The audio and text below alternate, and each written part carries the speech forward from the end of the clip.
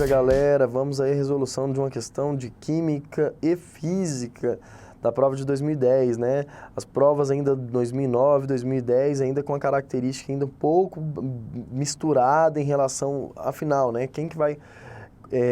qual é a matéria especificamente dessa questão? E podem ser 2 matérias, 3 matérias.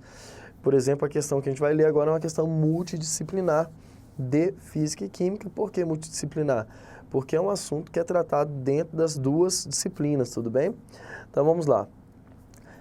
Em nosso cotidiano, utilizamos as palavras calor e temperatura de forma diferente de como elas são usadas no meio científico.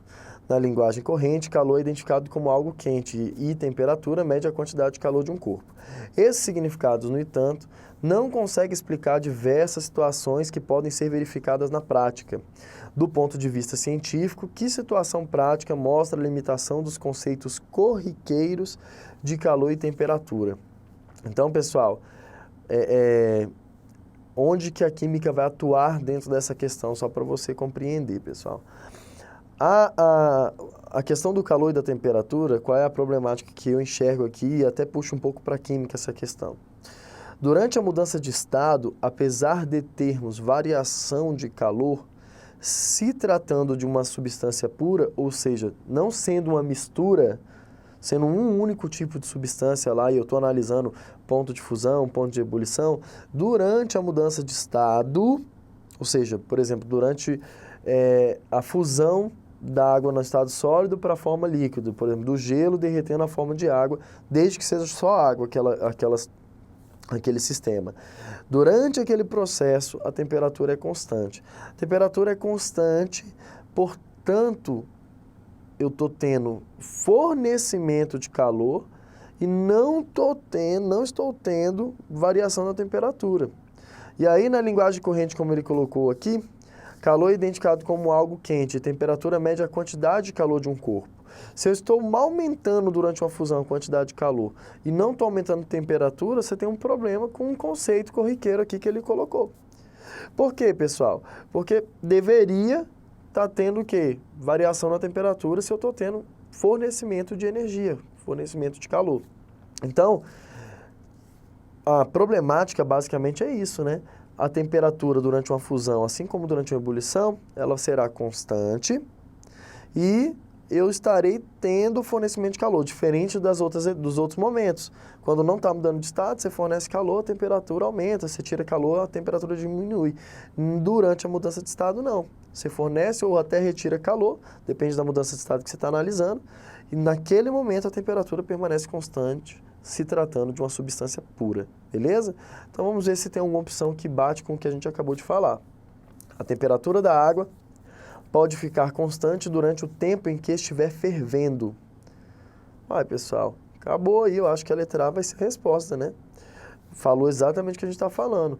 A temperatura pode ficar constante enquanto está fervendo, mesmo fornecendo calor, não é isso? Então, vamos ler a letra B. Uma mãe coloca a mão na água da banheira do bebê para verificar a temperatura da água. Pessoal, aí você não está tendo um problema no conceito, porque quando a mãe coloca a mão lá naquela água lá, ela vai sentir uma variação da temperatura na pele dela, pelo trânsito de calor. Portanto, ela consegue saber ou ter uma noção se a temperatura está agradável ou não. Ou seja, aquela mudança, aquele calor em fluxo gerou uma variação de temperatura perceptível. Não é o caso de uma água entrando em ebulição e a temperatura permanece constante mesmo com fluxo de calor. Então, a letra B pode ser explicada na linguagem corrente usada no texto. A chama de um fogão pode ser usada para aumentar a temperatura da água em uma panela. Mais uma vez, está de acordo com a linguagem corrente. Por quê? Porque a chama está fornecendo calor e você pode estar tendo um aumento da temperatura. O estranho seria você estar fornecendo calor e a temperatura permanecer constante. Isso que não bate. Ele quer saber, do ponto de vista científico, que situação prática não está de acordo com os conceitos corriqueiros aí. Na letra D, a água quente que está em uma caneca é passada para outra caneca a fim de diminuir sua temperatura. Pessoal, você nota que na B, na C e na D estamos tendo variação de temperatura com o fluxo, com o trânsito de calor. Então, a linguagem corrente é suficiente para responder a letra B, a C e a D. Ele quer saber o que não é. A letra E também, ó, um forno pode fornecer calor, fornecimento de calor para uma vasilha de água que está em seu interior com menor temperatura que a dele. Ele pode fornecer, isso significa também o fluxo aquele que tem maior quantidade de calor para o que tem menor, é a maneira que acontece, de maior temperatura para o que tem menor temperatura, mas esse fluxo de calor vai gerar o quê? Um equilíbrio térmico, as quantidades de temperaturas vão ficar ali, tendem a se igualar, não é isso? Sempre saindo do mais quente para o mais frio, mas mais uma vez seria o quê? O entendimento de que o fluxo de calor está gerando uma variação na temperatura.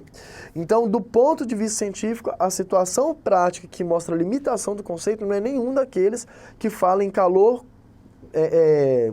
fluxo de calor e alteração de temperatura. Todos esses estão de acordo com a linguagem de corrente. Do ponto de vista científico, o que teria problema nessa situação seria a letra A. A temperatura da água pode ficar constante durante o tempo que estiver fervendo, né?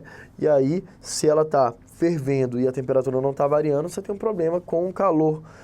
Com a linguagem corrente, que diz que calor é identificado como algo quente e temperatura média quantidade de calor de um corpo, ou seja, mexer na quantidade de calor e não mexer na temperatura, que é o caso da letra A, seria o único que não estaria batendo com esse entendimento. Você pode melhorar e complementar aí assistindo aí umas aulas, já dentro da área da física, o professor de física com certeza vai abordar esse assunto com vocês, em relação a calor, a quantidade de calor, as fórmulas que envolvem calor de fusão, calor latente de fusão, calor latente de ebulição, e as fórmulas que envolvem quantidade de calor em trânsito, em situações que não é fusão, nem a ebulição. Mas essa questão você não precisava fazer conta nenhuma, do ponto de vista químico, tratando-se de uma substância pura, nós conseguimos explicar bem essa questão, portanto, resposta, marca aí no seu cartão de resposta, a letra A, mais uma para o nosso bolo de questões que você vai gabaritar a prova do Enem que você vai fazer, viu? Eu tô te falando, não tem pra onde correr. Brigadão.